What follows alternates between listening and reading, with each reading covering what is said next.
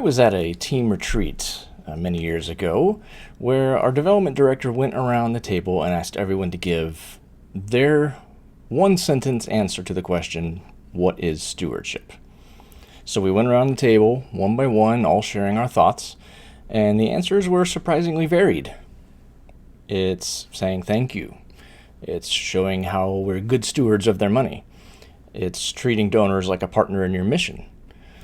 All good answers.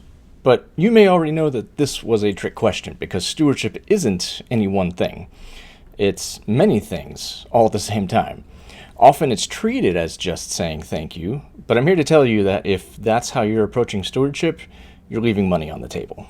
Now, ideally, strategy should be treated as a key part of the donor life cycle, but all too often we see organizations kind of leaving that part out of the equation.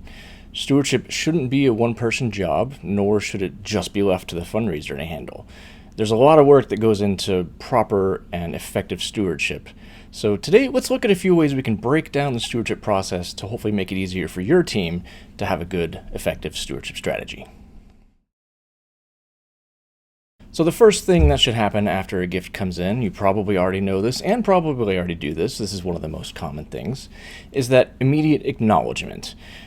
This could be the tax receipt coming through, it's an automated email.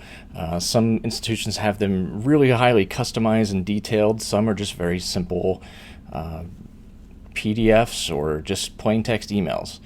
The key thing is that this is a transactional part of the equation. It's not a thank you. Even if the language in the message says thank you, this is something donors expect to receive, this acknowledgement of their gift so that they can save it for their tax records.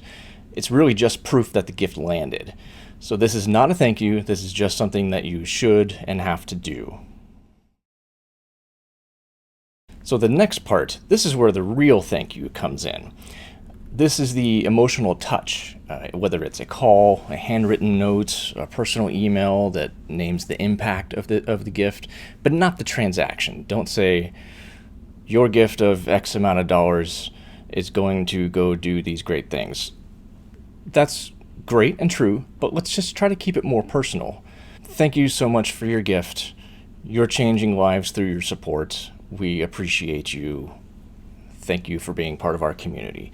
Something along those lines. Very simple, especially if this is a handwritten note. It doesn't have to be too long or too formal. People just want to be thanked and feel appreciated for their gift. So ideally, it's a handwritten note, whether it's a thank you card or a letter. But phone calls also go a long way, especially if you are able to connect with them. But the problem I found doing this is that all too often I have to leave a voicemail. And those end up not being as personal or meaningful as an actual conversation on the phone or a handwritten note. So keep that in mind.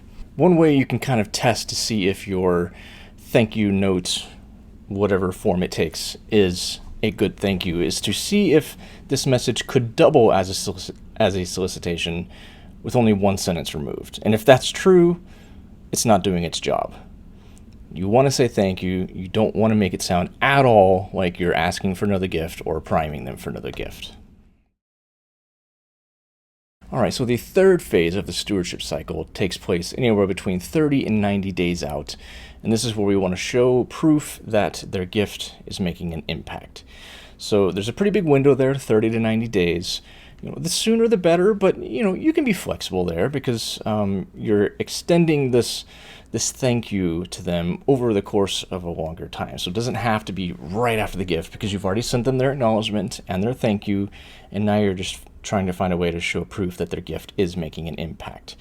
This could be anything from a story about the program that they're funding or maybe a statistic that is relevant. Anything that shows that their gift is going to be used meaningfully and in the way that they intended. This is where trust builds, because donors give again not because you asked them well, but because they believe that their last gift mattered.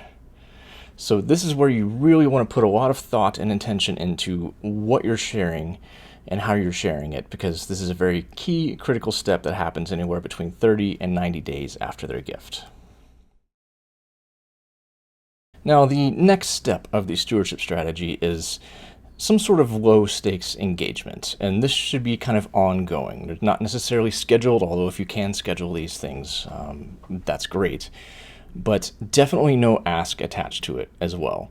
So this might be something like inviting them in for a tour of your facility and never bringing up making another gift. Of course, thanking them if they do come in for that tour, thanking them for their gift and saying it's so meaningful and these are the kinds of things that you're helping to support. Maybe it's setting up a volunteer day where donors come in and are celebrated for their philanthropy, but also put to work by helping. Maybe it's pack some hygiene kits for families who come into your center or things like that. Maybe it's a newsletter where it goes to donors who have given this year. Maybe it's on a rolling basis and it's specifically content for donors who are passionate about a specific project or program within your organization. If you can't get that specific, if it needs to be more broad and just cover the whole population, that's fine. But try to find a story to use in that newsletter that's relevant, that is impactful, that is meaningful, that has a lot of heart in it so that they can feel connected to it and see, oh, my gift is going to do things like this. That's great.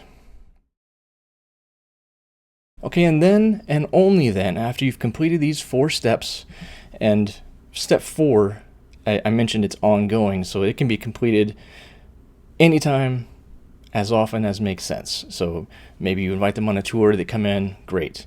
Maybe 5 months later, there's a special event happening for key donors. You want to put them into that invite pool to come to that event. Maybe it is swinging by their office and dropping off their favorite coffee, something like that. Just little touch points that show that you care, that you know them, and that you're so grateful for their support.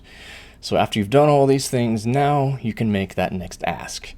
So by the time you circle back with a new request, it should feel like a continuation of this relationship that you've been developing over the last however many months, and not another visit from a fundraiser. So by doing these steps in this way, you're showing them that just because I'm reaching out to you, just because we're getting together, it doesn't mean I'm going to ask you for money. And so when it does come time to ask them for money, it won't feel like you've been asking them for money every couple of months in the last year. It'll just feel like, oh yeah, I gave a while ago and I've learned all these great new things. I've come in, I've had a tour, I got to go to a cool event. Yeah, I'm ready to give again because it's time. It'll feel more natural and make that next ask all that much easier. So there you have it. There are 5 simple steps to setting up an effective stewardship strategy at your organization. And I hope you see that they really are simple. There are some parts that will require a little bit more work up front, like figuring out what kinds of stories to be sharing, what kinds of programs to be highlighting, what kinds of statistics you need to have ready. But if you can decide on those things and kind of get it all set up, then when gifts come in, you can put your donors into this cycle and just have them flow through naturally. And when they are ready to be asked again, hopefully they'll make an even bigger gift. Or maybe tell more people to make a gift. They'll get their friends involved. All kinds of great things can come from a great stewardship strategy. And like I mentioned in the beginning, it's too much for just one person. So if you're relying on your fundraisers to do all of this, and you also want them to be out there raising money, that's not going to work. You got to have somebody devoted to stewardship, ideally a team, but at the very least, somebody whose sole job it is to watch these relationships, figure out the right timing, and make sure that donors get the care and attention that they deserve. Well, thank you so much for watching this video, and I hope to see you in the next one. Please be sure to hit the like button and subscribe.